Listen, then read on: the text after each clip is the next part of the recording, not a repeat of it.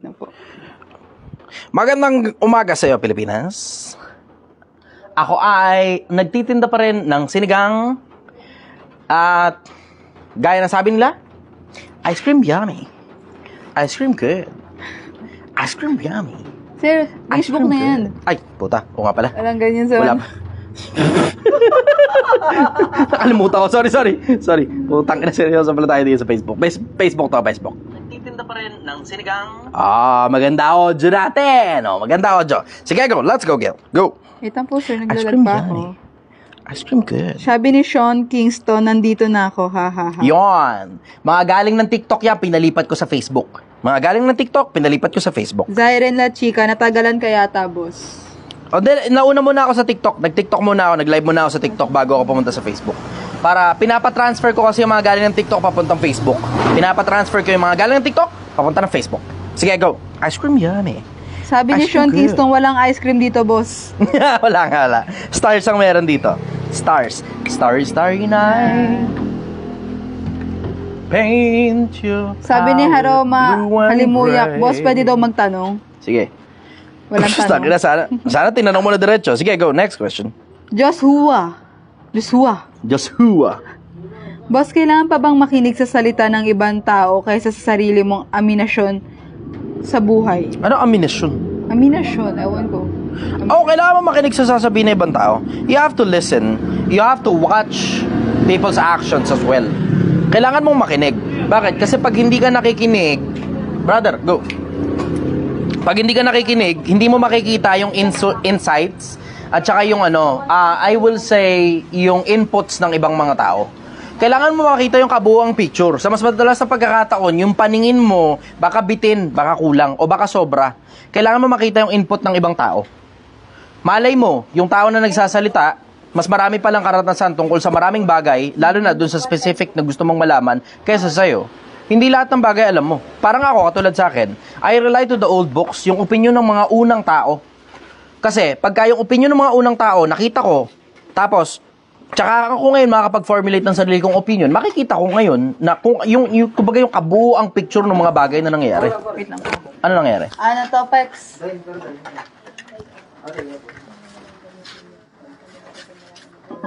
Dali lang ice cream yummy. Ice cream good. Nagbibigay pa ng instructions si Gail. Ice cream yummy. Sir, walang ice cream dito. Ano pala nangyari dito? Di dumating yung lalamove. Ha? Ayaw dumating. Tsaka di rin ako makapindot sa lalamove. Bakit? Di sana sinabi mo sa akin. Ito na nga, mamaya. Sabi ni ate, bukas na lang daw niya kukunin eh. Bukas. Okay. Okay lang. Sige. Bagong na lang yun. Sige, go. In case hindi niyo po alam, kami po ay tumatanggap na ng Lalamove. I-check niyo muna kung merong available bago kayo magpupunta rito. Tapos, send na muna ng GCash. Kasi merong mga iba na ang gusto, COD. COD. Tapos, pag pinadalhan mo, TY na. COD TY. Sige, next question. Ayan, may nagtanong dito, sir, ang NPA po ba talaga ang totoong latak ng lipunan? Hindi. Maraming latak ng lipunan. Marami. Hindi lang sige, NPA. Sige, that's one thing. Insurgency yan diba? Pero more than NPA, napakaraming latak ng lipunan. Yun nga lang mga tamad na kapatid ninyong hingi sa inyo ng pera, puta, latak ng lipunan yan. Ano, pakinabang niya mga tao na yan? Diba? Ano pakinabang niya mga yan? Hingi lang sa inyo ng hingi ng pera. Lalo yung mga kamag-anak na OFW, hingi ng pera. Kaano pakinabang niya mga tao na yan? Yung kapatid mo, naputangin ng anak ng anak, diba? Tapos hingi sa'yo yung panggatas niya. Tapos, yung mga yun, latak na, yun talaga, legit, latak talaga ng lipunan. Diba? NPA, hindi nga halos na, alam mo yung wala silang damage. Pero yung mga kamag-anakan ninyong nakapaligid sa inyo, tignan nyo, yun ang nakaka-damage sa inyo. Yung NPA, nada-damage lang niya kung saan man sila nandun diba? Pero tignan niyo, yung mga kamag-anak ninyong tamad, yung mga hingi ng pera, yung mga nagtatrabaho nga sila, pero inuubos nila yung pera kasi inaasahan nila, may ibibigay ka sa kanila na yung kamay nila nakasundot sa bulsa mo, dapat pag bunot nila, may makukuha sila kasi pag wala silang nakuha, susumbatan ka nila, wala ka raw pakinabang o sasabihin sa'yo na parang basura ka o parang sasabihin pa sa'yo, may iba pa, wala ka raw utang na loob, ganun. Yung mga ganong klase, yun talaga, legit, latak talaga ng lipunan yun. Mga ganong klase ng tao, yung mga ayaw magtrabaho. Ayaw ha, hindi natin pinag-uusapan yung walang kapasidad magtrabaho. Mga minor de edad, mga senior citizen, mga may sakit, may BWD. Yung mga ayaw magtrabaho, yan, latak talaga ng lipunan yan. Ay, sabi ko ito muna gamitin ninyo. Sige, next question. Okay, tanong naman po ito ni Jerick. Ice cream Paano yan, kung nag-aaral ka pa lang, namatay ka na, paano yung mga bagay na gusto mo? Wala na, namatay ka na. The end. Ano pa ba naman gusto mo sa mga bagay na gusto mo dun sa panahong namatay ka na? Wala ka na. The end. Kaya nga sabi ko sa inyo, sulitin nyo ang buhay eh. Diba? Sulitin nyo ang buhay. When I say sulitin nyo ang buhay, alam mo, ang ibig kong sabihin dun, you have to consider, ang sabi nga nila, memento mori. Remember, you must die. Sulitin mo ang buhay. Sulitin mo ang buhay. Ulitin ko, sulitin mo ang buhay. Pero hindi naman kasi lahat ng tao namamatay habang nag-aaral sila. Yeah. Hindi lahat ng tao namamatay habang nag-aaral sila. In case hindi nyo napapansin, ang poverty line natin, karamihan sa mga nasa poverty line, lampas ng 18 anyos. Nakita nyo yun? Lampas ng 18 anyos. Sige, next question. Ito. Paano binabak ito? Gusto kong makita yung mismo Facebook para malaman ko kailan ng viewers. Sabi ni Han sa bordo, late na kayo nakapag-live. Alam mo bakit? Kasi ice cream yummy. Saan yung TikTok Ice yan? cream good. Hindi. Naino na muna namin mag-live sa TikTok. Para yung mga audience sa TikTok, mapupuntahin ko na Facebook. Sige, go. Next question. Ayan. Tanong naman, sabi ni Jay Supan, Boss, may PM ako, kakasaka ba? Pisong bayanihan para sa kalamidad o sakuna? Papasa ko dyan. Papasa ko dyan. I'm sorry, papasa ko dyan. Kasi, kung ang gusto mo, spearhead ko yan. Ang dami ko nang ginagawa. Diba? Kakasa ka ba? Hindi. Hindi ako kakasa. Pasensya ka na. Hindi ko may spearhead yan. Unang-una, napakarami ko nang ginagawa. Pangalawa, hindi naman umuusad yan eh. Diba? Kung gusto mo, pausadin mo muna. Marami nang gumagawa. O, tsaka ngayon ako jump into the bandwagon. Kasi meron akong Project 1M, diba? Tapos yung Project 1M na yun, meron pang clothing line. Tapos may mga charity pa ako. Tapos may mga tinutulungan pa ako mga tao. Tapos gusto mo, isingit ko pa yan. Gusto mo, kumasa pa ako sa'yo. Hindi na. Hindi mo pa nga nasisimulan yan, Jay eh. Simulan mo muna. Pag nasimulan mo na, tutulungan kita. Pag nasimulan mo na, at marami ng mga tao ngayon na naka-bandwagon. Pero ikaw nga mismo, hindi mo masimulan. Gusto mo, ako mag-spearhead. Tapos iiwan mo ako sa ere. Hindi, papasa ko dyan. Sorry, brother, papasa ko dyan. Sige, next question. Tanong po ni A.G. Ari Ertsua, taught mo sa ancient civilization na advanced mo ang mga tao before Ice Age but na-reset because of the Great Flood? Maraming nagsasabi niyang ganyang conspiracy theory. Merong mga nawalang technology talaga. Wala tayong duda no, may mga nawalang technology. Parang katulad halimbawa nung sa Egypt, 'di ba? Yeah. Paano sila pumuputol ng granite noon tapos perfect 90 degrees? Hindi natin alam kung paano nila ginagawa 'yon. Pero mas advanced yung civilization natin ngayon. Walang mas advanced na civilization kaysa sa atin. Walang mas advanced na civilization kaysa sa atin. Ngayon tatanungin mo, paano mo nasabi, Chester, na walang mas advanced na civilization kaysa sa atin? Nakakapagpalipad tayo ng rocket ship in case hindi nyo napansin. Yeah. Tapos, meron tayo nito, ito, in case hindi nyo napansin. Sila kailangan pa nila mano-mano. Yung means of communication nila. Mano-mano. Meron tayo cellphone, no? Wala naman silang cellphone noong unang panahon, eh. Wala silang means of communication na kasing bilis ng means of communication natin ngayon. Wala silang medical technology na katulad ng medical technology natin ngayon. Wala silang infrastructures na katulad ng infrastructures natin ngayon. Imagine nyo yung tower ng yung sa Burj Khalifa at saka Burj Al Arab. Tapos ngayon parang na-trump na yata ng isa pang parang tower na hindi ko alam kung saan nandun. Na meron na daw mas mataas pa kaysa doon. Ang tower, ang pinakamataas lang naman by far nagawa ng tao parang sa Egypt yata yung mga tower ng yung mga pyramid ng Egypt, diba? Pero other than those pyramids, ano pa? Tayo nakakapagpa-stack up tayo ng mga bato na technically tinunaw na bato, parang gano'n dating diba? Parang powderized, tapos sila kapagaluin, ang tawag semento.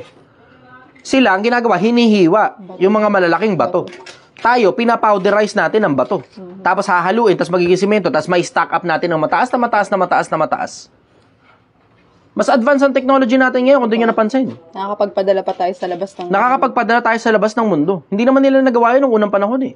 Now, wala tayong duda. Meron talagang ancient civilization na merong mga technology na advance para sa panahon nila. Na nawala. Wala na tayong idea kung paano nila ginagawa yung mga bagay na ginagawa nila dati. Diba? Pero ang bottom line nun, simple. Yung civilization natin ngayon, mas advanced kaysa sa kanila. Mas advanced. Bakit? Paano mas advanced? Kasi kung sakali man magkaroon ng Great Flood, kaya na natin ngayong umusad at kaya nating mag-restart. Kahit magkaroon pa ng Great Flood uli. Meron na tayong mga malalaking barko ngayon in case hindi nyo napapansin. So yun ang sagot ko ron. Bakit mabilis, sir, yung pag-responde ng bansang Japan, kunyari, nagkaroon ng sira sa daan, mabilis nila agad na maayos, pero dito sa Pilipinas, taon nang inaabot? Siguro, it will go to the micro level nung konsepto na sobrang importante kasi sa mga Hapon, ng kapwa-Hapon nila. Sobrang importante sa kanila. Meron silang konsepto nga na kapag inventor ka, susuportahan ka ng kapwa mo Hapon eh. Kaya umuusad sa kanila iba-ibang klase ng invention eh. Oo, dami nga nilang invento eh. Tayo, mas inuuna kasi natin yung bulsa natin. Yun ang problema. Mas inuuna natin yung bulsa natin kaysa sa kapakinabangan ng kapwa-tao natin. Na meron din naman ganun sa kanila. Wala naman tayong duda ron. Meron din naman ganun sa kanila. Pero not as bad as we have. Natangina, nasira yung kalsada, puta, ibibiding pa kung sino mag-ano. Tapos ang pagbibidingan doon, puta, sila rin lang naman yun. Tapos ang mangyayari, pagkatapos ibiding, dahil nga binarat ng husto, murang materialis ang gagamitin. Tapos ito pa, mas worse, puta, binakbak yung kalsada. Sila mismo, yung local government, binakbak yung kalsada. Tapos inaabot ngayon ng putang inang kung ilan mang taon ng abutin para iayos yung kalsadang sila rin mismo yung bumakbak. Na hindi naman sira to start with. Hindi ko alam bakit ganun dito sa Pilipinas. Pero sa Japan, masira ang tulay, puta, tatlong araw hanggang isang linggo, tapos na kagad yung tulay. Tulay yun, ha? May Tulay. sinkhole nga dun eh. May sinkhole, naayos kagad, wala pa isang linggo. Imagine mo yun. Ganun sila kabilis. Kasi hindi nila inuuna yung mga bulsa nila, inuuna nila kapakinabangan ng kapwa-tao, kapwa-Japanese nila, na sana kung ganun, sana ang sistema sa atin dito sa Pilipinas, unahin mo muna kapwa-Pilipino mo. Tangina, kung makabili tayo ng Louis Vuitton, putang ina. Kahit peke, basta maka Louis Vuitton lang. Maka LV lang. Oo, 'di ba? Hindi man lang natin iniisip yung kapwa Pilipino natin. Nagbebenta rin naman ng bag yung kapwa Pilipino natin, 'di ba? Gumagawa ng craftsmanship na magaganda rin naman eh. Yung tignan mo, yung yung Marikina. Oo. Puta na, nakabalita ako sa Marikina, natatalo na raw ng mga galing ng Japan at galing ng Shein yung mga sapatos na galing ng Marikina. Oo. 'Di ba? Nakakabuisit. Hindi mo na natin unahin kapwa Pilipino natin. Kaya pag ako bumibili ng sapatos, bumibili ako diyan eh. Sa Marikina. Marikina talaga. Maliban na may magregalo sa akin ng sapatos. Siyempre, ibang usapan yun. Pero kung kailangan ko talagang bumili ng sapatos, bumibili talaga ako sa kapwa ko Pilipino. Na oo, sige, tinatangkili ko rin naman yung ibang lahi. Pero mas malamang ako na bumili sa kapwa Pilipino ko kaysa sa ibang lahi kung pag-uusap rin lang naman, parehas na quality. Yun, nasagot ko rin. Next question. Tanong ito galing kay... Nawala yung tanong. Pero may nagtanong dito, Sir Boss, nasaan po ba ang langit at lupa nung ginagawa pa lang ang sanlibutan? Nasaan ang langit at lupa? Nung ginagawa ang sanlibutan? Yung sanlibutan nga ang nasa langit at nasa lupa. Eh di nandito na ngayon yung langit at lupa. Nung ginagawa yung sanlibutan. Magulo yung tanong, nasaan langit at lupa nung ginagawa ang sanlibutan? Magulo yung tanong. Yung langit, obvious naman, di ba? Nandyan na. Kasi yung mundo, nakalutang sa langit eh. Sa kawalan eh, di ba? Technically, langit yun eh, di ba? Oh, so nakalutang dun yung mundo. Nung ginagawa ngayon yung sanlibutan, o edi nakalutang dun sa langit yung mundo. Yun ang sagot ko ron. Ang gulo ng tanong na yun, ha? Tanong naman po ito galing... Parang, nasa ng sombrero nung wala pang sombrero? Tanginang yan. Halina kami nagtanong, mabigat nga yung tanong niya, di ko nga lang nabasa, pero sobrang bigat ng tanong niya. Ready ka ba, sir? Ano? Sabi niya... Teka. Na-stress ako. Ice cream yummy. Ice cream good. Ice cream yummy. Ice cream? Okay, sige. Ready na ako. Okay, ano? Yung question na dun kanina, sir, medyo heavy. Sabi niya po, Good morning! kung namatay pa daw yung langaw, lalangawin din ba? Hindi, uuurin. Tapos pag namatay yung uod, lalangawin. Amen. Yeah. Tangin mo, ice cream yummy. Ice cream good. Sige, next question. Okay, tanong po ito galing kay... Ayan.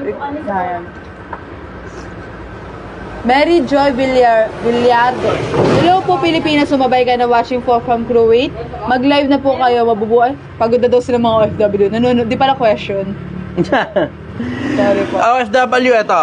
Para hindi kayo mapagod sa pagtatrabaho, in the first place, bago pa kayo umalis ng bansa, dapat you have to have the mindset, and this is just a suggestion, you have to have the mindset na ang dahilan kung bakit ka mag-abroad para kumuha ng puhunan. Yun dapat. At hindi yun puhunan sa negosyo. Puhunan yun para sa kinabukasan. Kinabukasan mo at ng anak mo, etc., etc., etc. Brother, good evening. Kamusta kayo? Balita. Oh, may bagong recruit, ha? Kasi ano? Okay. Basta. Okay, so as I was saying, para hindi kayo masuya, para hindi kayo magsawa, you should have the mindset, and I may be wrong, you should have the mindset na kaya ka nag-abroad para sa puhunan. Ano ibig sabihin? Kaya ka nasusuya, kaya ka napapagod, kasi hindi mo makita yung produkto ng pinaghirapan mo. Hindi mo makita yung produkto ng pinaghirapan mo eh. Biro mo, ang tagal mo na dyan, pabalik-balik ka pa dyan, tapos pag uwi mo ng Pilipinas, balik na naman uli sa wala. Nakakapagod talaga pagka ganun. Biro mo, pagod ka na nga dyan, puyat ka dyan, kulang ka sa kain, kulang ka sa tulog, laging sugat ang kamay mo, laging durog ang kamay mo, tapos namamangit ka na dyan, lumalalim ang mata mo, tapos wala ka naman napapala, bukod sa binebenta mo lang yung sarili mo, yung mga taon mo, sa bansa ng banyaga, para lahat ng pera, ipapamudmud mo lang sa pamilya mo at magkukunyari kang si Kuya Will. Maraming salamat, Kuya Will. 5,000, pautang ina mo. 5,000. Mapapansin mo, kung di nyo napapansin, brother, hello. Kamusta ka? Hello po. Kung di nyo napapansin, mga OFW, kung di nyo napapansin laging yung mga umuutang sa inyo, bakit puro 5,000? Worse, 10,000. Sinasarado talaga nila ng ganun. Prove me wrong. Laging 5,000 ang utang nila, laging 10,000 ang utang nila. 5,000, 10,000. 5,000, 10,000. 5,000, pipili ka lang, 5,000, 10,000. Ba't kayo mo kalalaki? Tanong mo, paano ko nalaman? Paano? Ang dami kong kausap na OFW eh. Hutang, ina mo, 5,000, 10,000, 5,000, 10,000, 5,000, 10,000. O, tingnan mo, pakita ko sa inyo. Type yes, Pilipinas. Kung ganun sila umutang sa'yo, 5,000, 10,000. 5,000, 10,000. Type yes. Type yes. Tama pa, pakita ko sa'yo. Type no kung hindi sila ganun. Tapos, sabihin mo yung dahilan kung bakit hindi sila ganun umutang sa'yo. Wala naman kasing OFW na hindi tinangkang utangan ng kahit sino eh. Walang OFW hindi tinangkang utangan ng kahit na sino. Okay. Abangan natin. Ayan, 10 stars. Ayan o, hashtag relate, Brad. Kita mo? Angelito Lorin. Type yes lang ha. Type yes. Tapos no. Yan lang ha. Type yes, type no. O, binabasa ko ngayon. Inaantay ko ngayon OFW. Ito, watching from Mindanao ito eh. Wala pa masyado OFW nanonood sa akin. Ayan. Yes, tingnan mo? Espino. See? Christian. Espino Christian. Yes, Jesser Carcusia. The J. Montoya Yes. Sefe. Tama, nakita mo kung gaano karami yung inuutangan, tas exact figure pa. 5,000, 10,000. Laging ganun ang utang. Sa, tama mo, ang haba ng listahan, nakita mo? See? Mga OFW, para hindi kayo mapagod sa pag-abroad ninyo, kasi tangina diretso nakakapagod talaga yan. Ang pinaka-worst na araw ng OFW, yung araw na naubos na lahat ng pera pag uwi niya ng Pilipinas, tas kailangan na naman niyang bumalik sa abroad. Worst na nga eh, di ba? Worst na yung nasa abroad sila. Kasi ang tagal nun, lalo na Middle East, puta OFW ka, tas Middle East, Saudi ka pa, putang ina mo, durug talaga katawan mo rum. Durugan talaga do, panahon pa ng Ramadan. Ako po, tangina ka. Durug ka talaga dyan, panahon pa ng Ramadan. Luto, ng hugas, ng linis. Putang ina mo, nakapapagod ka talaga dyan. Tapos, yala. Tangina, yala ka pa. Galit din yung ahang mo. Oo, diba? Tapos, pag uwi mo ng Pilipinas, mafi malum.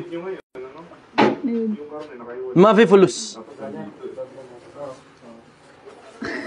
Wala ka nang maintindihan kasi wala ka ng pera. Tangina! Mafi malum, mafi fulus ka. Ayan o, tamo, Oman. Yes, 5K utang sa akin. I'm here in Jordan. Tamo.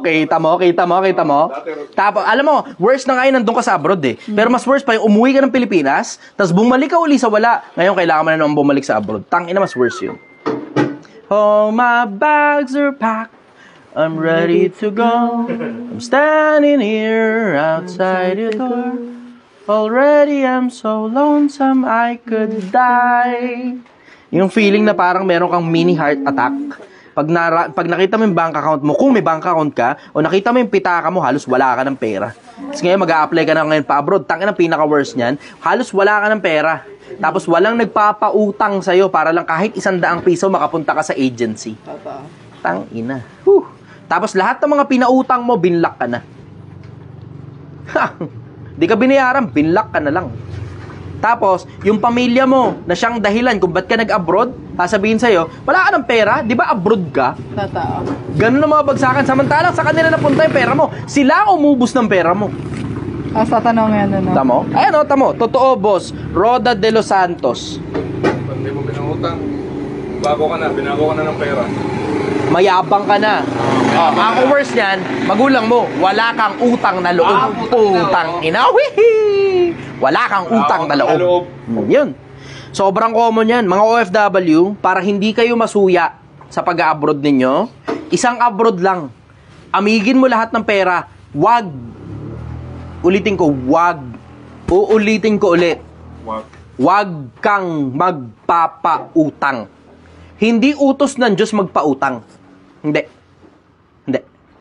Ang sabi, bigyan mo ang sayo'y humihingi. Huwag mong talikdan ang sayo'y umuutang. Huwag mo lang tatalikuran. Pero huwag ka magpapautang. Lalo na nandiyan ka sa abroad, hindi naman consistent ang pasok sa'yo ng pera eh. Pag umuwi ka ng Pilipinas, may dala ka na ngayon malaking pera, gamitin mo ngayon pera para magkaroon ka ng kinabukasan para sa pamilya mo. Pag tuloy-tuloy na yung ngayon yung pasok ng pera sa'yo, di mamigay ka ng pera, pag tuloy-tuloy na yung pasok ng pera sa'yo, hindi uubra yung puta, 2 taong ka dyan sa abroad, tapos pinamumudbud mo lang yung pera mo sa Pilipinas, tangina, back to zero ka na naman. Back to zero ka na naman pag uwi mo. Wala ka mali-mali, puta, akala mo ang binibenta mo dyan sa abroad, serbisyo mo. Hindi, ang binibenta mo dyan, oras mo. 200. Oras mo ang binibenta mo dyan sa abroad. So yon mga OFW, ingatan ninyo ang sarili nyo sa pag-abroad. Huwag nyo kakalimutan. Okay, sir. Ice cream, yummy. Oo nga. Ice cream, 200, good. sir. Ito, 200. Oh. Kanina itong 200, sa'yo? Yes, kuya. 260. Kahit walang rice? Wala pa rin pala. Ice cream, yummy. Ice cream, good. Mali na sukli si Gel. Ice cream, yummy. Kulang lang. Ice cream, good. Kulang lang. Sige, go. Sunod-sunod yung ano eh. Jomel Valoria. Idol, umiinom ba ng alak ang Panginoong Jesus? Yung banal na hapunan ba, bro? Anong ininom nila doon? Saro? Oo. Wala kasi akong mabasa na uminom si Kristo ng may alcohol. Yung bang ang tawag nakakalasing na alak. Wala akong mabasa nun sa Biblia. Nakakalasing na alak. Wala akong mabasa nun eh. Kasi tignan mo, katulad halimbawa nung nagmilagro siya, diba? Nung nagmilagro siya, Ay, yung kasal ba yun? oo, yung kasal, hindi ko alam kung anong klaseng alak yun. Pero ito sigurado ko, lasing na sila nun. Lasing na sila. Tapos tsaka ngayon nagmilagro si Kristo. Tapos pinainom sila ng masarap na alak. Pero hindi pa sapat yung pagkakalasing nila para hindi nila malasahan na masarap na alak yun. Kasi nalasahan nila masarap na alak eh. So hindi pa sapat yung pagkalasing nila para hindi na nila nalalasahan yung sinerve na alak sa kanila. Nabitin lang yung alak. Pero hindi pa sapat yung pagkalasing para hindi nila masalasahang masarap na alak. Therefore, yung ikinonvert ni Kristo na yun mula tubig papuntang alak, masarap na alak. Pero wala akong nabasang nalasing sila nung ininom nila yun. Wala akong nabasang nalasing sila. Hanap ka sa Biblia. Hanap ka. Wala akong nabasa sa Biblia. Brother, Nga po. Salamat, brother. pinabili lang ako. Maraming Tusa salamat. lang ako. Thank you, brother. Ingat ka, dahan-dahan. Ice cream yummy. Sorry. Ice cream yummy. Sorry ah. Akala ko bebesos. Ayaw mo na pag nasira naman, babayaran ko naman ito eh. Pwede naman eh. Okay, sige. Next question. Brother ha? Ingat ko ha? Ingat kayo, dahan-dahan ha. Huwag mo sa semplang uli ha. Hindi, siya na nga magawa nila. Okay, good. Kanina ako. Ice cream yummy. Ayan. May nagtatanong dito, Idol, pwede ka ba tumakbo sa politika? Hindi ako interesado sa politika. I'm sorry, pero hindi ako interesado. Marami nangungulit sa akin. Oo, ang dami. Ha? Alam po ako, sir. Hihi ka? Okay, ako rin, hihi rin ako eh. Magano ka muna. Basa ka muna ng ano. Basa ka muna ng mga... Shoutout! Basahin mo. Shoutout kay ganito, tapos basahin mo yung pangalan. Hihi lang ako. Alright. Shoutout kay Angelito Lorin. Gamitin mo yung mic, syempre. Okay. Shoutout kay Elizabeth. Shoutout kay Marco. Shoutout kay Rick. Bakit yung shoutout mo tunog shut up? Shoutout.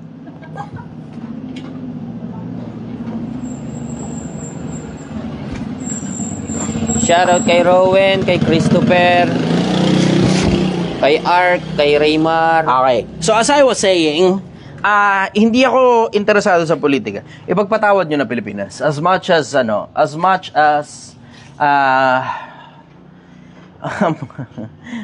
marami kasi nangungulit sa akin eh. Yung iba gusto mag-sponsor talaga eh. As in, willing sila na gumastos ng malaking pera para tumakbo ako sa politika eh. So as much as maraming nangungulit sa akin na tumakbo sa politika, I am sorry. I will probably be one of your greatest politicians you will never have. You will never have. Ang isa sa mga dahilan kasi gusto ko na tong endeavor na to, nag-e-enjoy na ako sa pagiging, ang tawag, influencer. Nag-i-impluwensya ako ng kapwa-tao eh. Nag-e-enjoy na ako sa pagiging influencer. And I wouldn't want this to stop. Ito kasi ang problema eh. Kapag tumakbo ako sa politika, there is a possibility that everything that I will say should be within the boundary of political correctness. Hindi ko gugustuhin na lahat na lang ng kilos ko matyagan ng mga tao at pag nagkamali ako ng kilos sa paningin ninyo at tagmura ako halimbawa, biglang galit na kayong lahat sa akin kasi politiko ka, hindi ka dapat nagmumura. Naalala niyo yung nangyari kay Duterte, o di ba? Ngayon, trouble ngayon sila Duterte. Nakikita ninyo kung ano nangyayari Pilipinas. So hindi ko gusto yung mapunta ako sa ganong posisyon. Maligaya na ako na ganito, nakakatulong sa kapwa-tao. I strongly suggest, tulungan nyo na lang ako na makatulong sa kapwa-tao. So kung may konti kang, alam mo yun, kung may konti kang kakayanan, marunong kang mag-edit, marunong kang mag-videography, pwede kang pumunta rito, tulungan mo ako.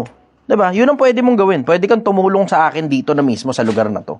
Punta ka rito, malapit ka lang naman, within the area ka, picture mo ko ng konti. O, di ba? Tapos pakinabangan mo yung picture. O, videoan mo kung ano man, di ba? Tapos pakinabangan mo yung video, di ba? Para kumalat yung message ko. Ito, katulad ngayon, nagla-live ako. O, di ba? Chap-chapin mo yung mga video, kalat mo ngayon sa internet. O, di maraming tao natuto. At the end of the day, yung mga tao naman na natuto, hindi naman laki credit sa akin yan. Di ba?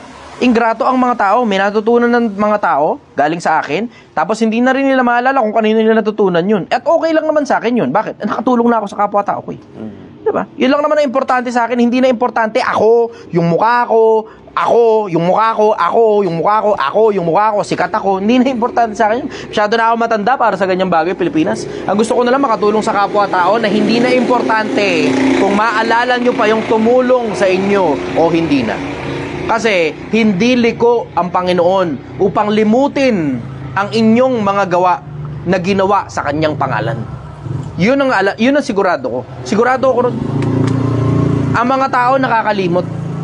Hindi na nga natin maalala kung anong buti ang ginawa lang lahat ng mga bayani natin in the past eh. Diba? Basta ang alam natin, merong ito ginawa ni Amorsolo. Ito, ginawa ni Luna. Ito, ginawa ni Rizal. Ito, ginawa ni ganito. Ginawa ni ganyan. Ginawa ni ganito. Ginawa ni ganyan. Pero, ano specific nung mga dami ng mga ginawa nila mula nung nabuhay sila? Hindi na natin alam. Hindi na natin alam. Basta ang pinaka-bottom line sa akin, simple. Nakakalimutan din tayo ng mga tao kapag wala na tayo. Pag hindi na nila tayo nakikita. And that includes me. Makakalimutan din ako ng mga tao. Pagkamatay ko, limot na ako ng mga tao. Pag hindi ko na kayang magsalita dahil na-stroke ako o na-aksidente ako, kung ano man na nangyari sa akin, hindi na ako maaalala ng mga tao. Pero, uulitin ko, hindi liko ang Panginoon upang limutin ang ating mga ginawa na ginawa sa kanyang pangalan. Yun ang pag-asa ko. Sige, next question. Tanong naman po ito ni Pete Boss Jury. Good evening, Idol Chi. Totoo po ba na ang katalinuhan at malawak na pag-iisip halos parusa sa taong mayroon ito? Hello po, Ma'am Gail.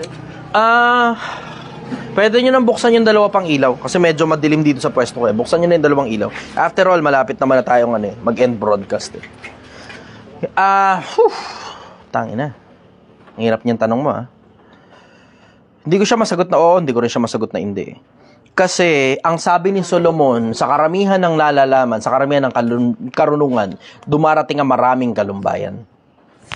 Sa karamihan ng karunungan, dumarating ang maraming kalumbayan. Lalo na pag nakikita mong yung mga nasa paligid mo, hindi nakikinig sa'yo. Tapos, alam mo na kung ano man yung daan na tinatahak nila, na alam mong hindi maganda magiging ending nun. Bakit? Kasi ang sabi rin ni Solomon, may mga daan na tila matuwid sa isang tao. Ngunit ang wakas niyaon ay mga landas ng kamatayan. Halimbawa, yung daan na pinapatahak ni Bugoy, tungkol dun sa konsepto ng tungkol sa konsepto ng ang sabi niya, ito, I will have to quote on this para hindi ko siya mabanatan personal kasi hindi ako interesado sa kanya personal. I will have to quote on the quotation na sinabi niya na walang sinabi si God na wag kang mag-asawa ng marami. Yung landas na binuksan niya dun sa konsepto na yun, tangina, delikado yan. Ang wakas niyan, landas ng kamatayan. Isipin mo lang dito lang sa buhay na to na nagdami ka ngayon ng asawa dahil sa sinabi ni Bugoy, walang mababasan, sinabi ni God yun. Diba? Nagdami ka ngayon ng asawa, dumami ngayon ng panganay mo. Putang ina, parang nagpalo ng maraming bato sa ulo mo. Think about it. Hindi pa natin pinag-uusapan dyan na nagdami ka ng asawa tapos ang daming bunganga ngayon na kailangan mo i-deal with. Bukod pa ron, ang dami ngayong bunganga na kailangan mong pakainin tapos nag-anak ka pa ng marami dun sa mga babae na yun. Imagine that. Think about it. Tapos hindi pa yon, naglabas ka ngayon ng mga tao sa mundo. Ang sabi ngayon ng Diyos, ang hindi nagkakandili ng sariling kanya lalong masahol sa hindi sumasampalataya. Nahirapan ka. So, hindi ka ngayon nakakapagsustento ng maayos. Hindi mo ngayon nakakandili ng maayos yung mga pinaggagawa mong mga tao.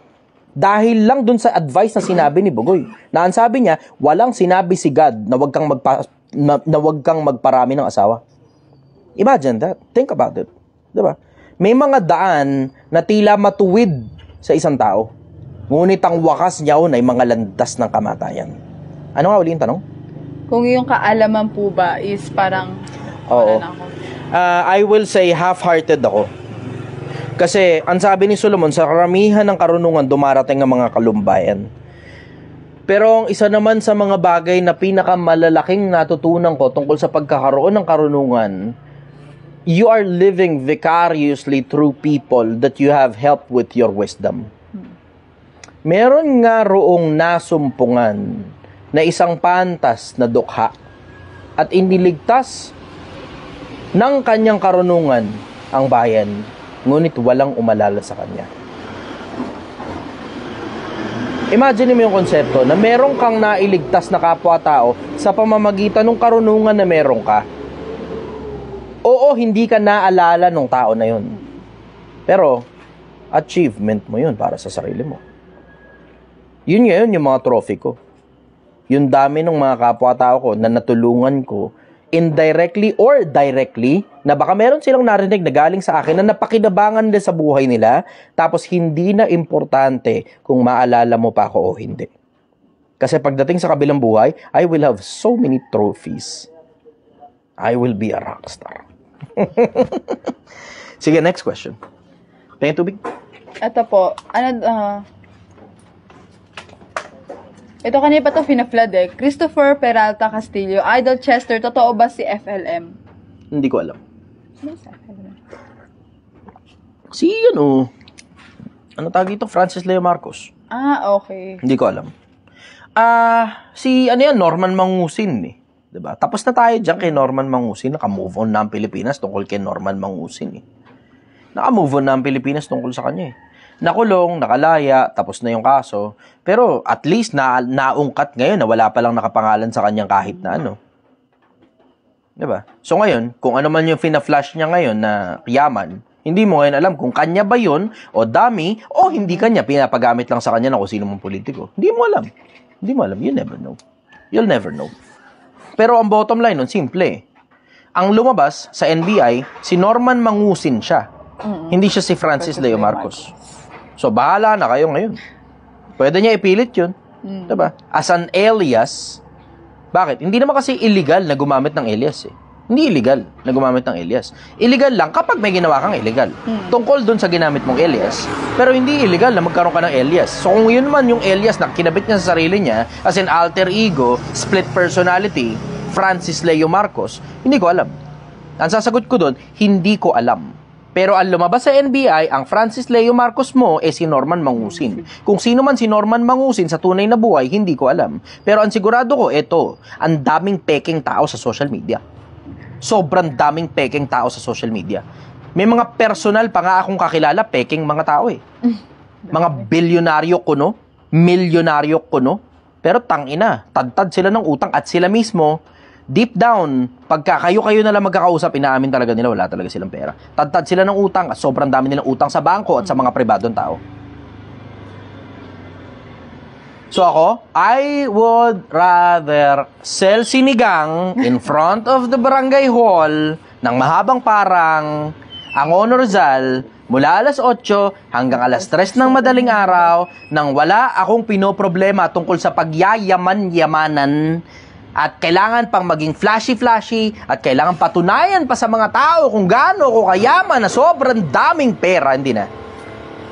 Isipin mong mahirap ako, isipin mong mayaman ako, wala akong pakialam. Kasi at the end of the day, sino si Chester? Isang hindi importanteng tao na kapag may natutunan ka na sa kanya, maligaya na siya. Walang tatalo ron. Nothing beats that. Nothing beats humility. Walang tatalo sa kababaan mo. Yan ang sagot ko ron. Tanong po ito galing kay Ark Roldan Tumampil. Ay, isang ice cream yummy naman daw dyan sa room. Ice cream yummy. Ice cream good. Ice cream yummy. Ice cream good. Tanga na, pinag-itripan niyo ako. Yung mga galing ng TikTok yan eh. Si Ice Cream Yummy. Apo. Ayan, ang tanong po ni Ark Roldan Tumampil. Pahingay nga akong ilaw dito. Kuha nga kayo isang ilaw dito, lalapag ko lang dito sa harap ko. Kasi masyadong madilim Nasa eh. May, gitna, ano eh. nasa Akin na, kunin mo dulo. yan na lang, kahit ano dyan. Kahit ano dyan, kunin nyo na lang. Ito na lang, ito nasa gitna. Mas madali itong nasa gitna. Yan. Yan. Maganda yung ilaw na yan eh. Habang ako lang yung Ice Cream Yummy na yan. Akin na, question, go. Sabi po ni Ark Roldan Tumampil. Hindi po, sir. Dito. Sige dito. Idol, good evening po. Hi, Ma'am Gil. Ano po masasabi mo sa issue ng OTTY? Yung kay, Kuya Renan. Kuya Renan. Oo. Although, nasagot ko na ng maraming ulit yan. Sige, sagutin ko ulit para sa'yo. Magkabilang panig yan. Ito, kung gusto ninyo, meron malaking possibility mag-viral ito. Magkabilang panig yan. Hindi nyo lang nakikita. Pareha silang may punto. Si Kuya Renan, he is sticking to legal side. Ano legal side? OT. Diba? Bayaran mo OT. Corporate ang pinag-uusapan natin. Corporate. Bayaran mo OT. Bakit? Yun ang nakasulat sa batas eh. Overtime eh. Diba? Wala tayong pag-uusap dun. Ngayon, yung kay Kuya Renan, legal. Yung kay Boss Parak, practical. Pagka katulad ni Boss Parak ang boss mo, na medyo maliit na negosyante pa, hindi pa kasi siya bilyonaryo, trilyonaryo, hindi ganun eh, diba? Si Boss Parak, somewhere around millions yung pera. Somewhere around millions din yung worth ng negosyo, diba?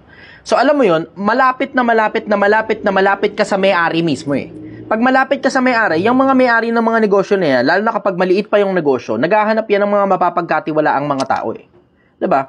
So kung naghahanap sila ng mga magpapagkatiwalaang tao, naghahanap ngayon yan na maipopromote nila. Kung ano man ang posisyon, hindi ko alam. Pero kung yun ang basihan ni Boss Parak tungkol sa pagpopromote niya ng tao, yung OTY, kasi kung hindi nyo alam, si Boss Parak, meron siyang Parak clothing, tapos meron din siyang Parak parang rally yata sa kung saan man. So pumupunta siya sa iba't ibang mga lugar. Diba? So maaaring possibility, and I may be wrong, maaaring possibility, naghahanap siya ngayon ng mga tao na mapapagkatiwalaang mapapag-iwanan niya ng negosyo niya pag wala siya. Possibility lang yun ha. We're only talking about possibilities. Pero syempre, obviously, mga katulad ni Kuya Renan, sila yung nag-i-stick doon sa legal side. Ano ba legal side? Overtime. Babayaran mo. Walang masama ron sa magkabilang panig. Bakit? Kasi tignan mo yung punto ha. Sasabihin, masama ikaw yung ginagawa ni Boss Parak. Hindi nagbabayad ng overtime. Baka hindi mo kasi alam. Managerial and above, hindi na entitled sa overtime pay. Hindi na entitled sa overtime pay yan. Meron silang ibang mga benefits in replacement sa overtime pay. Merong mga, halimbawa, tingnan mo, katulad halimbawa, vice president ng kumpanya. Yan ba yung overtime pay mo? CEO ng kumpanya, yan ba yung overtime pay mo? Diba? Hindi naman automatic na kapag ka-CEO ka ng kumpanya, ikaw na rin yung may-ari. May mga CEO na empleyado sila nung mga may-ari. Yeah. Tapos may board members. In case hindi nyo alam kung paano tumatakbo ang corporate, hindi automatic na kapag CEO ka, ikaw na rin yung may-ari. Hindi automatic yun. Hindi automatic.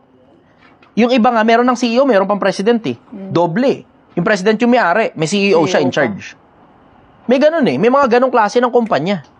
Ngayon, you have to understand na hindi lahat ng pagkakataon, yung overtime kailangan bayaran. Hindi lahat ng pagkakataon. Ngayon, siguro naiintindihan ko si Boss Parak doon. Pero baka kasi ang ibig niyang sabihin yung mga upper, hindi yung mga lower. Baka mali ako. Baka ang ibig niya sabihin, hindi rin naman siya nagbabayad kahit lower. O baka, ang gusto niya, bigyan ng opportunity yung mga tao sa paligid niya. Pero you have to consider as well na hindi rin naman lahat ng tao ang gusto yumaman. May mga tao ang gusto makakuha lang ng sweldo. Makasurvive. Yun lang ang gusto nila eh. Maligaya sila ron na umuwi sa pamilya nila. Yun lang talaga gusto nila. Wala na sila ibang gusto. Yun lang talaga gusto nila. Wala namang masama ron eh. Walang masama ron. Yung mga ganun, babayaran mo talaga overtime pay yun. Pero yung mga taong matataas yung pangarap, then you have to check for loyalty of that person.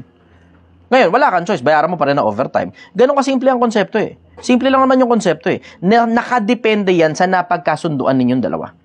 Nakadepende sa napagkasunduan. Yun ang simpleng konsepto ron. Kasi isipin mo itong konsepto ah. Halimbawa, katulong ka, stay in. Overtime? Talaga ba? Nakadepende sa klase ng trabaho. Hindi lahat ng trabaho binabayaran ng overtime pay. Hindi lahat ng trabaho. Lalo na kung naghahangad ka talaga ng mga matataas na promotion. Kasi naaalala ko yung panahon, hindi ko makakalimutan. Ako, empleyado rin ako sa mahabang panahon eh. Hindi mo ako kayang pasubalian dyan eh. Nag-OTY ako eh. Ako ng mga panahon na yun. Pero that's me. Ako mismo, prerogative ko, na ako mismo nag-overtime ako TY. Ako yun. Hindi naman lahat ng tao katulad ko eh. May mga tao, may anak, may asawa. Kailangan mo talagang bayaran yung mga yun. Lalo na kung nagigipit yung pamilya nila, tas 3 anak, 4 ang anak, 5 ang anak, 6 ang anak, pati bayaran mo overtime nun. Otherwise, huwag mo nang pagtrabahuhin ng sobra sa 8 oras, pauwiin mo na. Ganun ka simple konsepto. Simple lang naman ang konsepto eh. Pero tiyan mo, corporate tayo, corporate, kung gusto mo ma-promote, kailangan nakikita ka nila dun palagi. Importante ang presence. Kasi your presence is one of your credibilities as well. Eh oo nga, sige, andun na tayo, 'di ba? Andun ka lagi, present ka, 8 oras ka, 'di ba? Pero hindi ka ngayon matuto ng iba pang mga bagay bukod dun sa mga bagay na ginagawa mo kasi hindi mo pinag-aaralan yung ibang mga bagay na yun kasi wala kang oras within that 8 hours. Ngayon, dun ngayon papasok ang OTY. Kung gusto mong matuto ng ibang trabaho, bukod dun sa trabaho mo para ma-promote ka ngayon, halimbawa, boss, ano ba trabaho ng supervisor? Alam nga naman, tanong mo sa kanya yun dun sa oras ng working hours mo. Diba? Tatanong mo sa kanya yun, either bago ka pumasok, bago ka mag-clock in o pagkatapos mo mag-clock out. Ngayon, tuturuan ka ngayon nung supervisor na yun. Na sige, pwede niyang gawin yun within working hours. Pero kailangan mong gawin yung kailangan mong gawin. Pag nabitin ng oras mo, yari ka ngayon sa supervisor mo, lalo kang hindi mapopromote. So kung ako yung katulad nun, naalala ko kasi yung panahon na nag-OTY ako. Tapos nung mga panahon nag-OTY ako, na-promote ako. Kasi wala pa silang lahat, nandun na ako. Wala na silang lahat, nandun pa ako. Na-promote ako eh. Gumana eh. Bakit? Kasi yung panahon na hindi na ako nagtatrabaho, hindi ko na ginagawa yung trabaho ko hindi ko pa ginagawa yung trabaho ko at hindi ko na ginagawa yung trabaho ko kasi tapos na ako dun sa magkabilang panig. Yung yung bago pumasok at saka pagkatapos ng trabaho, yung magkabilang panig na yun, nilalaan ko sa pakikipagkwentuhan sa mga boss ko. Tapos natututo ako ng mga bagong bagay na hindi ko na ginagawa yung ginagawa ko outside that working hours Natututo ako ng bagong bagay pagkatapos kong magtrabaho. Natututo ako mga bagong bagay bago pa ako magtrabaho. So ngayon, pinromote ako ng mga boss ko. Kasi nag-apply din naman ako for promotion at lagi nila ako nakikita. Present ako palagi. Yun ang sagot ko ron. Hindi nyo lang kasi nakikita yung benefit nun eh. Kasi ito, isipin nyo yung konsepto Isipin nyo yung konsepto. Always, at all times, be practical. Ano ba practical? Meron bang opening dyan sa kumpanya o wala? Pag wala, wag ka mag-OTY. Pag may opening, baka yung OTY ang daan mo papunta sa promotion. Kasi makakatropa mo yung boss mo dun sa mga oras na hindi ka pa nagtatrabaho at hindi ka na nagtatrabaho. Yun ang sagot ko ron. Practical Practical, Pero, uulitin ko, hindi ka dapat pilitin ng kahit na sino. Dapat, ikaw mismo, yung sa sarili mo, ang nag-volunteer at nagpresenta ng OTY na yun. Na pwede kang pakiusapan, na pumayag ka rin at the same time, pero walang pwedeng mamilit sa'yo na magtrabaho ng higit kesa sa 8 oras. Yun ang sagot ko ron. Palobat na ako? Ako? Palobat na? Okay. Sayang naman. 15. 2:58 na rin. Sige. Di questions pa. Ilang minuto na? Pilipinas nagme-make sense ba? Type yes nga ako natuto kayo ng bago. Type yes ko natuto kayo ng bago. Kasi alam mo, yung dalawang bagay na yan, hindi dinidiscuss na masyado ng Hindi dinidiscuss masyado ng ibang mga nag-discuss ng tungkol dyan sa OTY na yan Hindi dinidiscuss. Ang ginawa nila, pumili lang sila ng isang side. Hindi, tama si Parak. Sa kabila naman, hindi, tama si Renan. Hindi nyo tinignan yung magkabilang side may punto. Hindi tinignan magkabilang side yung may punto. Ano ka? Kabilang side yun. Dito kay Renan, tama, mababayaran ka talaga, OT. Tama, nasa batas yun eh. Dito naman kay Parak, mapopromote ka naman. See? Nakita niyo magkabilang panig? Merong possibility ma-promote ka talaga dito. Dito, kikwentahan mo ng kikwentahan ng overtime ang boss mo, mahihirapan ka ma-promote diyan, kinikwentahan mo boss mo. Dito naman sa kabila na to, hindi ka naman mababayaran ng overtime. Yun ngayon yung disadvantages ng dalawa. 'Di ba? Pero ang advantage naman dalawa, eto mababayaran ng overtime. Yung kabila naman, possibly ma-promote ka. Yun naman ang advantage ng magkabila. See?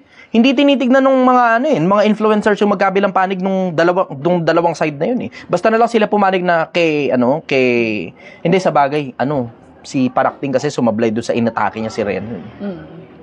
Sumablay siya ron eh. Ang sabi niya, ingrato daw si Renan eh. Yung mga katulad daw ni Renan, ungrateful. I don't think so. Palagay ko hindi naman ungrateful si Ren. Alam mo, totoo, ito diretso Dagdag ko lang to maisingit ko na lang to, maidugtong ko na lang to. Kasi magandang punto rin ito na hindi naman kasi lahat ng tao gustong umusad ang buhay nila. May mga tao ang gusto sumweldo, umuwi, tapos masaya sila sa pamilya nila. Yun lang gusto nila. Sumweldo, umuwi, masaya sila sa pamilya nila. Mandatory ba promotion? Hindi.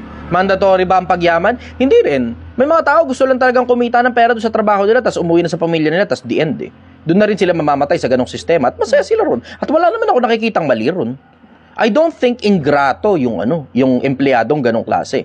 Ang palagay ko, yung mga ganong klase ng employer, palagay ko ikaw dapat yung maging grateful sa mga tao pag nag-OTY. Yun ang palagay ko. Employer ka, tao mo nag-OTY, magpasalamat ka. Hindi lahat ng tao willing gawin yan. Yun ang palagay ko ron. I don't think na ingrato si Kuya Ren. Nasa legal lang si Kuya Renan. Gusto niyang mabayaran. Bakit? Tangina, corporate.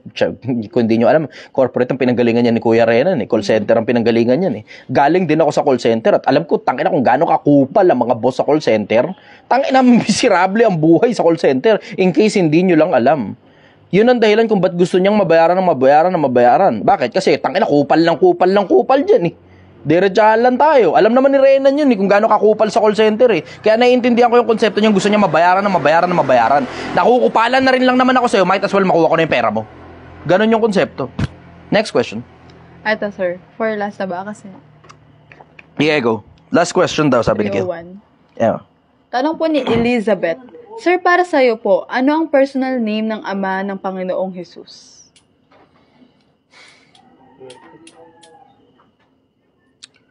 Alam mo ganito, hindi kasi pang last question yan Bakit? Kasi pag sinagot ko, tapos na. Hindi pang last question yan. Wait lang, hanap ako na medyo maganda. Hindi, ganito. Sasagutin ko yan. Sasagutin ko. Pero hindi pang last question. Kuha ka ng isa pa. Okay po. Ang nakasulat sa Bibliang Ebreo, galing yan sa Tetragrammaton na 4 na letra. Yung YHWH na binabasa mula kanan pa kaliwa. Parehas sila ng pagsusulat ng ng Arabic. Parehas sila ng pagsusulat ng Arabic. Na in case hindi nyo alam, ang Quran at ang Bibliang Ebreo, yung Pentateuco na nanggaling sa Torah, ang pagkakasulat mula kanan pa kaliwa. Ganon din ang Quran.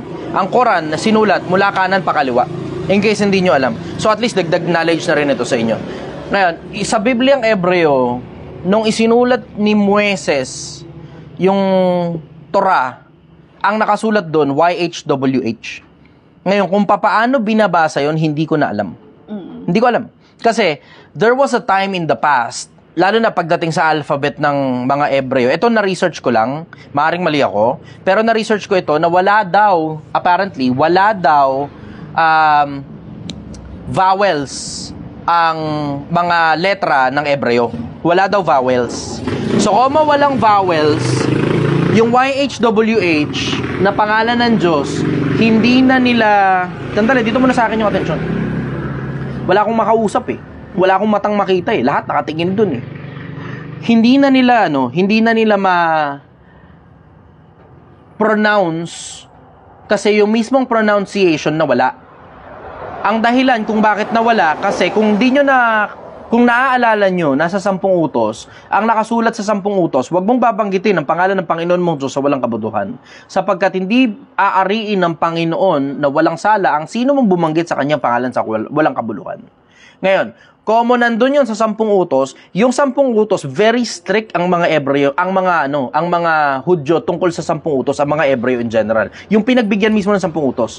Bakit? Kasi, pagka nilabag ng kahit sino sa kanila, yung isa ron sa 10 utos, babatuhin sila hanggang mamatay. Papatayin sila in general.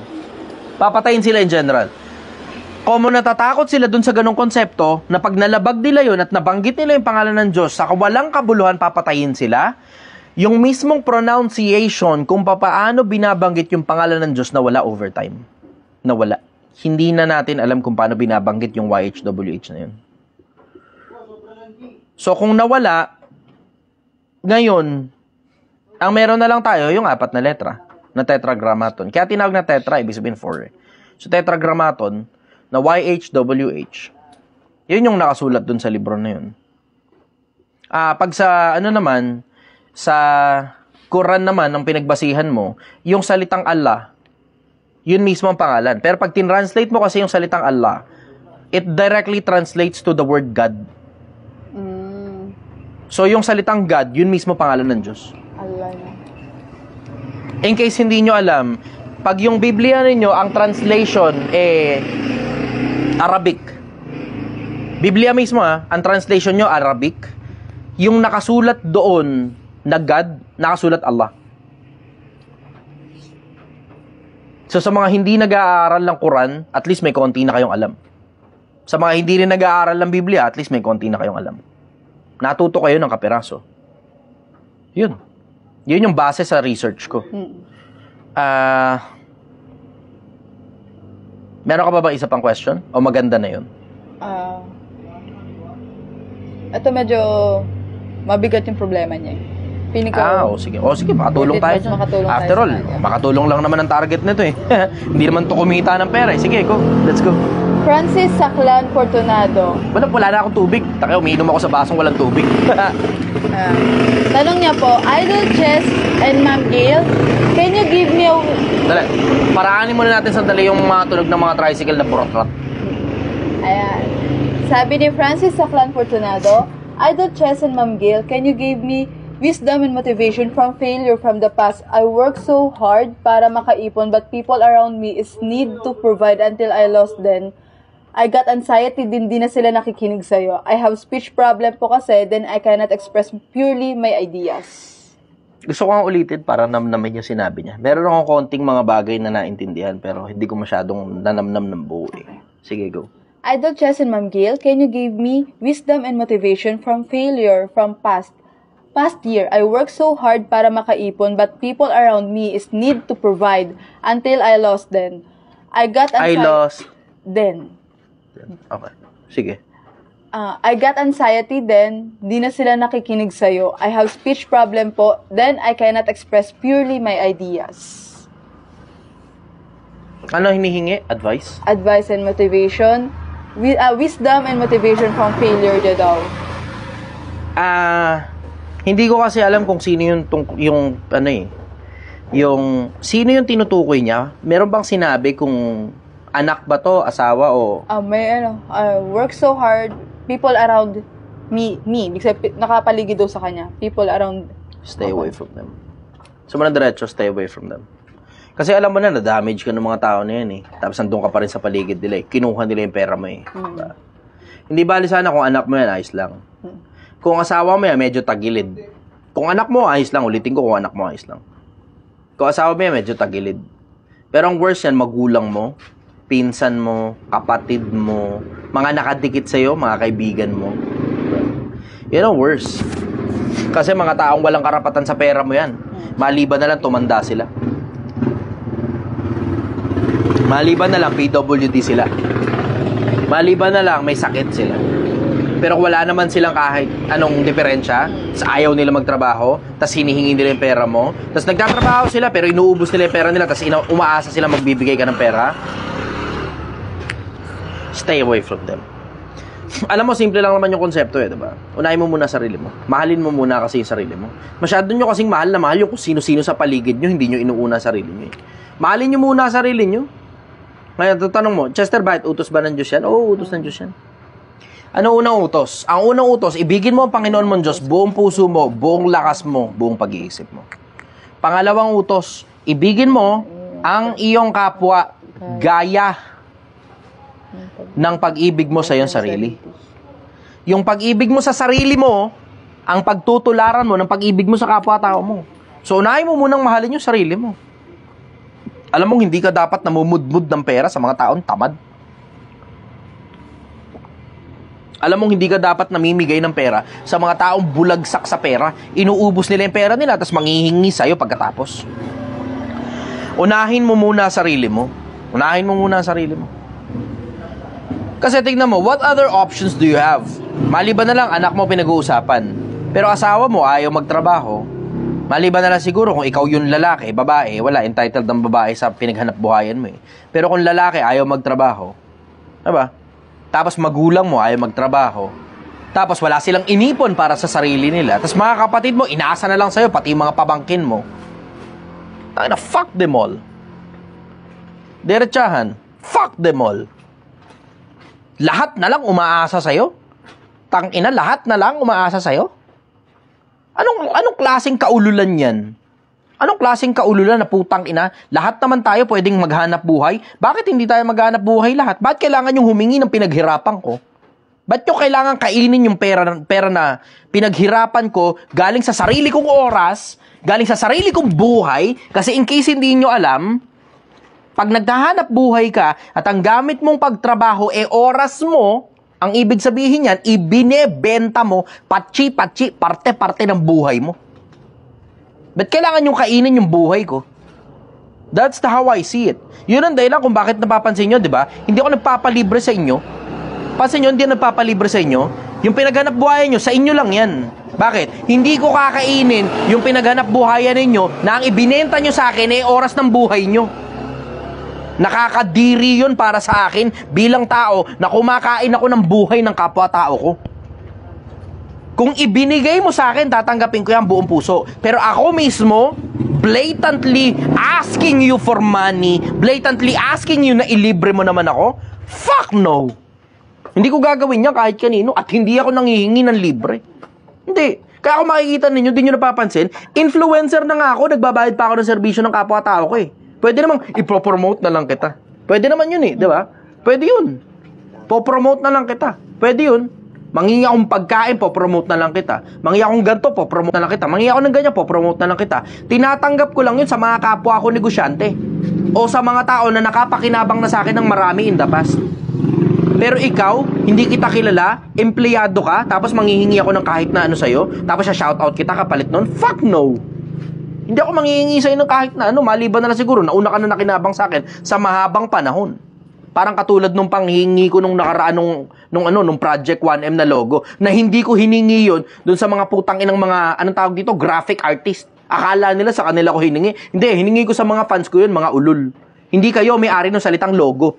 Mga burat. Tangina to mga graphic artist na to, nasingit para tuloy yung mga lintik eh. Akala nila sila may-ari ng salitang logo. Ulul ang puta. Akala naman nila sila yung kausap ko na hinihingan ko ng libreng logo. Ang hinihingan ko ng logo, hindi libre yun. Yun yung lahat ng mga taong nakausap ko in the past na nakapakinabang na sa akin ng marami sa mga bagay na ibinigay ko ng libre, na mga bagay na binili ko na laman ng utak ko. Binili ko yon, in case hindi nyo alam, kung di nyo napapansin, yung taba ng utak na meron sa akin, binili ko yan at hindi biro ang presyo para magkaroon ako ng ganitong taba ng utak. Binili ko yan, hindi lang ng pera ko, kundi ng buhay ko ang kapalit. Mga bugok ang putang ina mga ano ito, nabaling tuloy sa kanila, ulo ng puta. Pero alam mo, simple ang konsepto eh. Simple ang konsepto.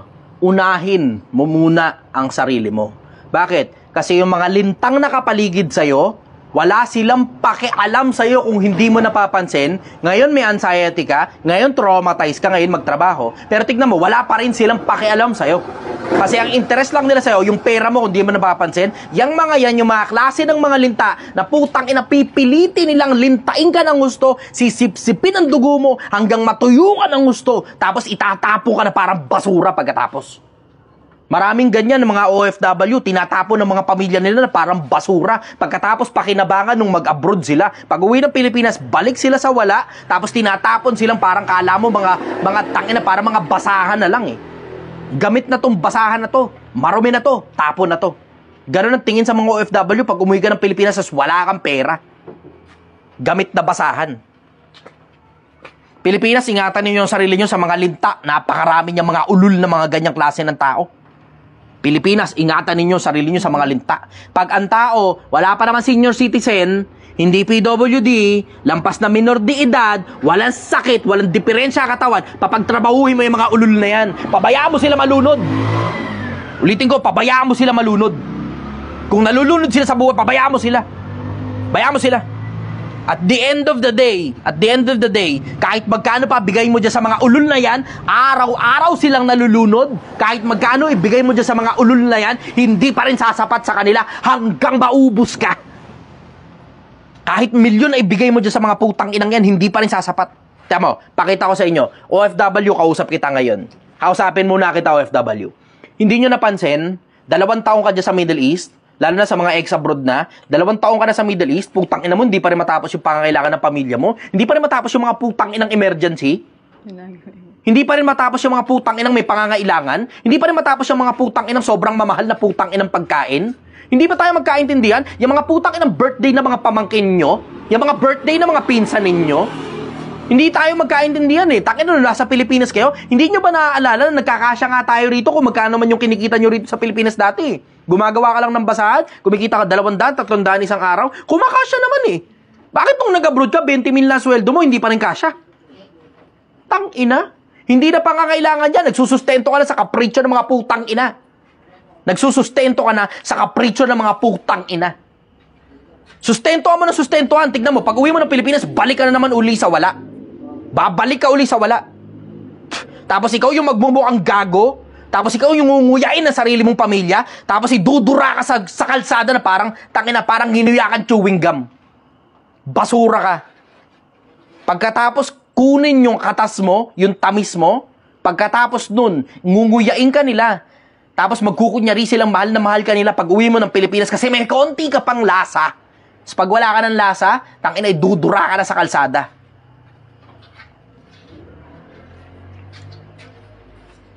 Sabihin nyo ngayon na mali ako. Walang magsasabi ng ganyan sa inyo, Pilipinas. Walang magsasabi ng ganyan sa inyo. Kasi walang katulad ko na may pagmamalasakit sa inyo na hindi ko hangad yung pera ninyo. Ang hangad ko yung ikakabuti ninyo. Hindi ako interesado sa pera ninyo. Kung di nyo napapansin, ang daming ang gusto mag-sponsor dito. Tangina, nagtitinda kami sa kalsada. Oh. Ang daming gusto mag-sponsor dito. As of the moment, ang pinakamalaki by far, isang tao, 10 million pesos. 10 million pesos gustong i-invest dito. Hindi ako interesado. Hindi ako interesado. Hindi dahil mayaman si Chester. Hindi ganun eh.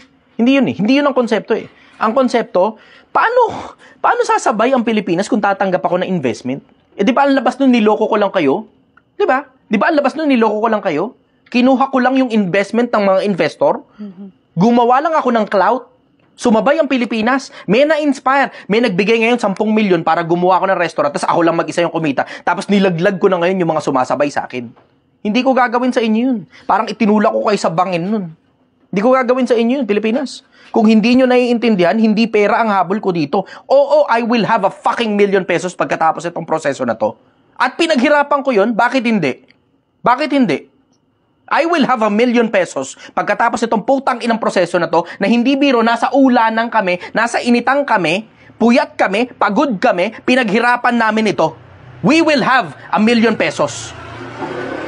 Pero ang magiging achievement nitong project na to, mula umpisa hanggang pagdating sa dulo, yung dami ng mga taong sumabay. Hindi yung magkapera kami. Hindi yun ang punto rito. Hindi magkapera kami. Kasi kung gusto ko lang kumita ng pera, tangina, flipping lang ako. 2-3 mansyon ng mga tropa ko, ibenta ko lang yun. Magaling akong magsalita. I am an outstandingly good closer. Magaling akong deal closer. Tapos kagad ang transaction sa akin. Magaling ako magsalita, magaling ako mag-close ng deal. 2-3 mansyon lang ng mga tropa, ibenta ko yung commission lang dun sa mga yun. Putang ina, baka lumampas pa nga ng 1 milyon, 1 mansyon eh. Mabenta ko lang yun. Walang 1 buwan, tapos yan. Kung pera lang ang habol ko rito, napakadaling pumitik ng pera. Nakita mo yan kung paano ako galing ko pumitik ng pera, Gail. Magaling akong pumitik ng pera. Magaling akong gumawa ng pera. Hindi pera ang habol dito. Hindi pera ang habol dito. Uulitin ko, hindi pera ang habol namin sa inyo. Hindi pera ang gusto ko sa inyo. Ang interest ko dito, yung dami ng mga taong makakasabay. Sabay-sabay tayong uusad. Yun ang konsepto.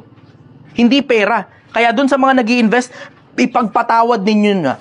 You may say that I am sometimes rude for saying, and I may probably be arrogant by saying na hindi ko kailangan yung pera ninyo. Pero hindi po yun pagka-arrogante. Pagmamalasakit po yun sa kapwa-tao na gusto kong sumabay yung mga tao. Yun ang pinaka-bottom line na to. Hindi ito para si Chester magkapera, si Chester yumaman. Tangina nyo, hindi nyo alam kung magkano pera ko. Hindi nyo alam. May pera ako. May sapat ako para sa sarili ko. May bubong ako sa ibabaw ng ulo ko. May damit akong sinusuot. May kinakain akong pagkain. Nakakalisaw-lisaw pa ako dahil may sasakyan ako. Hindi pera ang habol ko sa inyo. Ang habol ko sa inyo, yung mga buhay ninyo maiayos. Matulungan kayong maiayos. At hindi ko kayang ayusin yan para sa inyo. Ang kaya ko lang gawin, ipakita sa inyo kung paano ayusin yung sarili kong buhay. Tapos sasabay kayo ngayon. Sa pagsabay ninyo, marami tayo ngayong sabay-sabay na nakakapag-ayos ng mga kanya-kanyang mga buhay natin. Yun ang target ko. Ang target ko rito, yung buhay ng kapwa-tao maiayos. Hindi pera. Hindi kasikatan. Wala na nga akong pakialam sa kasikatan. Kung di nyo napapansin, wala na akong pakialam.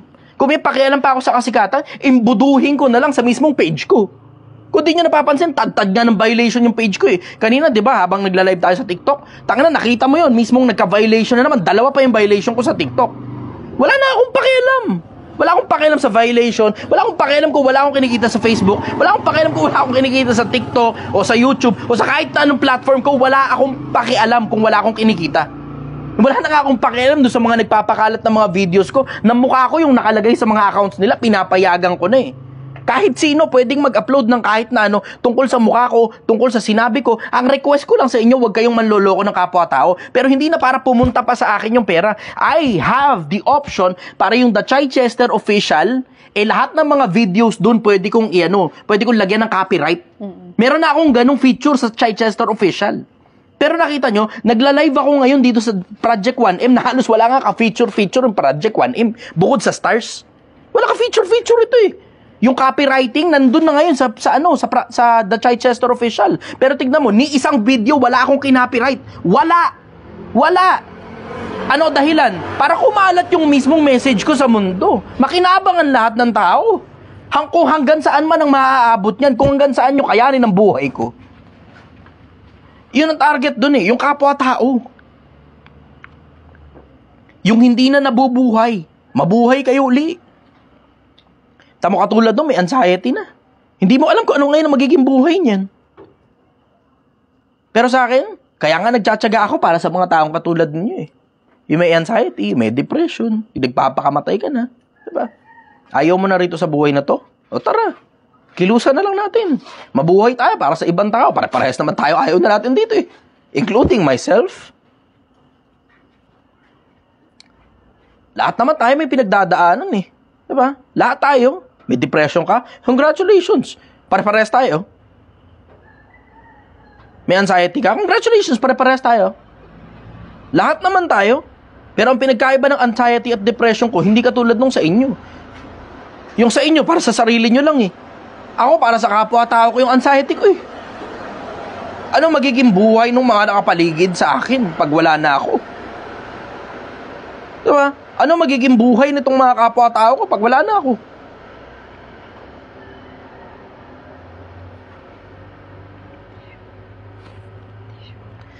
That's what keeps me awake at night. Kung meron ka mang depression, kung meron ka anxiety, hindi mo alam kung anong tumatakbo sa utak ko. Baka problema mo lang yung sarili mo eh. Ako, problema ko yung kapwa-tao ko eh. Diba?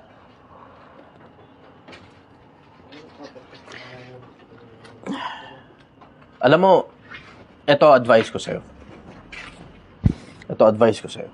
Kung sino ka man na dumadaan ngayon sa pinagdadaanan mo, yung depression mo, yung anxiety mo, yung sakit na dinaanan mo galing sa mga kamag-anak mo, matuto kayong mag-promote at mag-demote ng mga tao sa buhay nyo.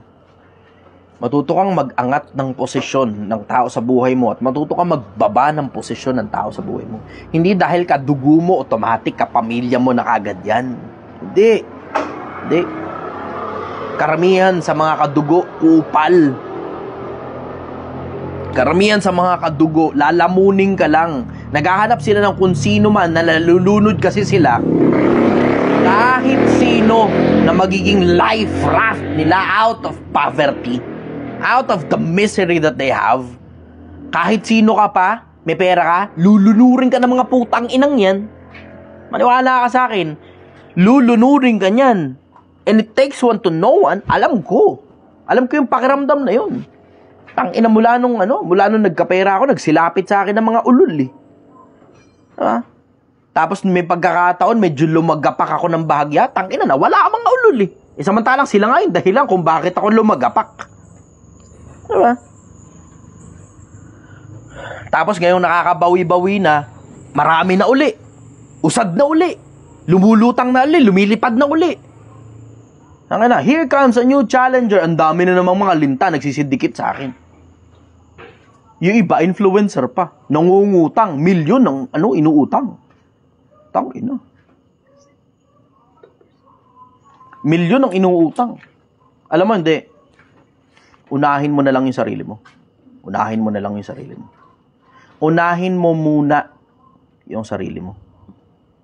Ibigin mo ang iyong kapwa gaya ng pag-ibig mo sa iyong sarili. And here's a direction for you. Pumili ka ng mga tao na alam mong sulit. Ayaw mo na sa buhay mo? Mabuhay ka para dun sa mga tao na sulit paglingkuran. Ang pinakasulit sa lahat, gawin mo yun sa pangalan ng Panginoon. Magandang umaga sa Pilipinas. Mahal na mahal kita.